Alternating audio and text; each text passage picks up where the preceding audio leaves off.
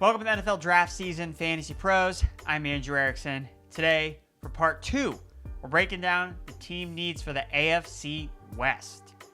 As you guys know, we're going division by division, identifying all the team needs ahead of the 2025 NFL Draft. Let's dive in. Kicking things off with the Las Vegas Raiders. The running back production was terrible in 2024, so I expect the Black Hole to upgrade the backfield in the draft. The new GM, John Spytek, also mentions the strength of the running back in this year's draft class. He specifically mentioned that speed is great, but to me, it's more about the guys that have great instincts, great vision, that are hard to get on the ground. If they can run 4.3s, even better. But I've seen a lot of great ones that run the 4.5s and 4.6s that are just as hard to tackle, and they set the tone for the team, so we're looking for that in this year's draft. Given what Spytek got out of 4th rounder Bucky Irving in Tampa Bay last year, I think they wait to take a running back in the draft.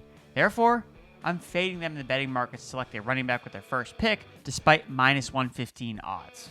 And given the lack of wide receiver depth behind Jakobi Meyers, who's entering the final year of his deal, I'd imagine they're looking to bolster the position. Defensively, the 2024 unit was bad in general, more so against the pass, as they ranked 32nd in PFF coverage grade. They also lack some depth at linebacker. During free agency, quarterback Eric Stokes signed a 1-year deal. Still, nobody should be overconfident about the starters reprising their roles in 2025. Cornerback is a dire need. That's why it should surprise nobody if they select Michigan's cornerback Will Johnson as high as 6th overall. Las Vegas has odds listed at more than 4-1 to select a cornerback first.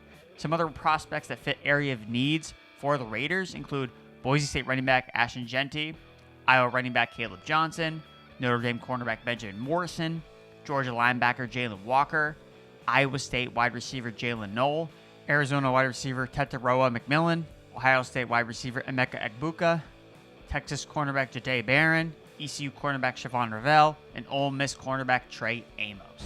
Denver Broncos. Similar to the Las Vegas Raiders, Denver has a glaring need at the running back spot, and they have not been shy getting to know this year's draft class, having met with more than 7 and counting incoming rookie RBs, such as North Carolina running back Omarion Hampton, DJ Giddens from Kansas State, Ollie Gordon from Oklahoma State, Kaleb Johnson from Iowa, Quinshawn Judkins from Ohio State, Devin Neal from Kansas, Cam Scatabo for Arizona State, and Brashard Smith from SMU. Doesn't come as a surprise that the Broncos are favored in the betting markets at plus 250 to select their running back with their first draft pick.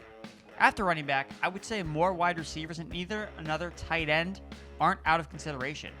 There's not many established pass catchers after Courtland Sutton on the Broncos, and Sutton is in that final year of his deal, entering age 31. We also know tight end Evan Ingram and his lengthy injury track record.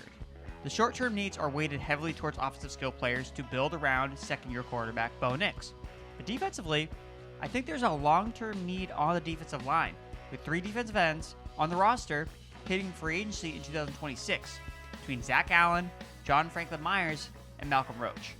The Broncos opt to wait on a running back in the draft.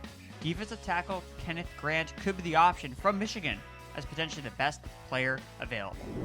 Before I get to my next 2 teams, we have to talk about the Fantasy Pros Dynasty Rookie Draft Simulator. Our draft simulator lets you complete a mock in minutes with no waiting between picks. Customize your league settings to match your league's exact format. Premium subscribers can test trade scenarios by mocking with their traded draft picks. Prepare for rookie drafts and dynasty startups all in one place. Use the Dynasty Rookie Draft Simulator to dominate your rookie draft today at fantasypros.com/simulator. Now, back to the show. Los Angeles Chargers. Edge rusher Joey Bosa was released after failing to stay consistently healthy for the Chargers while carrying a massive salary cap hit. They opted to sign Khalil Mack to a 1-year deal worth $18 million, but he's 34 years old. Poona Ford also departed in free agency, but they added defensive tackle Teair Tart to help plug up the defensive interior. Still, there's an obvious need for an upgrade in the trenches from both the edge and interior. The Chargers are favored in the sportsbooks to select a defensive line/edge player at plus 200 odds. Also on defense, cornerback might need some work. Sante Samuel Jr., at the time of this recording, is still a free agent. Dante Jackson was signed in free agency, while Cam Hart and Tarheeb Still are 2024 5th-round draft picks. The secondary seems very far from finished. Given the 2 free agent signings, both those guys ranked in the bottom 10 per PFF last year. Ole Miss's Trey Amos could be a potential draft target for the Chargers in round 1. Offensively, free agent acquisition Najee Harris can fill in the role as the early down grinder at running back, but he needs an explosive complement, especially with him being on just a 1-year deal.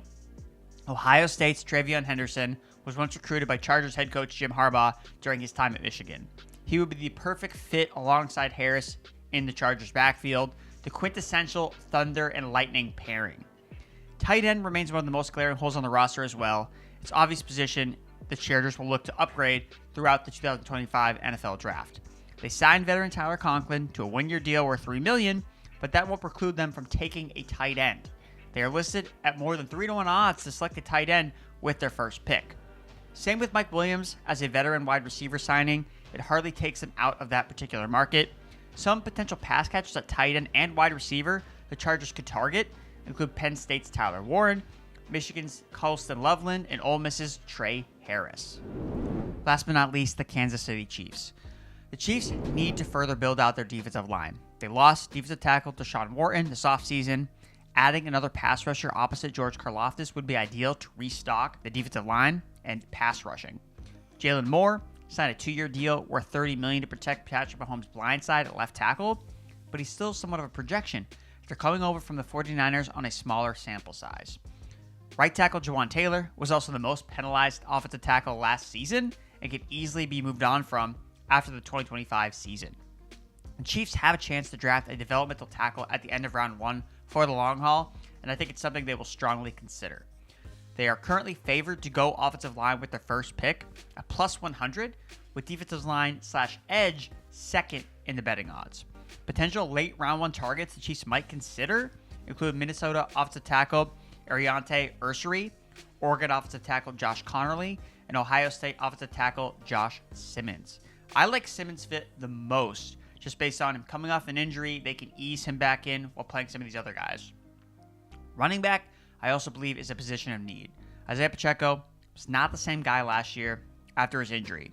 He's entering the last year of his rookie contract. Elijah Mitchell and Kareem Hunt are fine, but they need a home run hitter if Pacheco can't get back to his pre-injury form. Travis Kelce's seasons are also now on a year-to-year basis. It remains to be seen if Jared Wiley or Noah Gray is the heir to the tight end throne in KC. Other targets the Chiefs could also look at: Ole Miss cornerback Trey Amos, Iowa State cornerback Darian Porter, Georgia Tech defensive end Kyle Kennard, or Florida State defensive tackle Joshua Farmer to help fill out some of these other secondary needs. So to quickly recap, the team needs for all 4 AFC West teams: Las Vegas Raiders, cornerback, running back, wide receiver, and edge. Denver Broncos, running back, wide receiver, edge / defensive tackle, and tight end. Los Angeles Chargers, tight end, edge / defensive tackle, wide receiver, running back, and cornerback.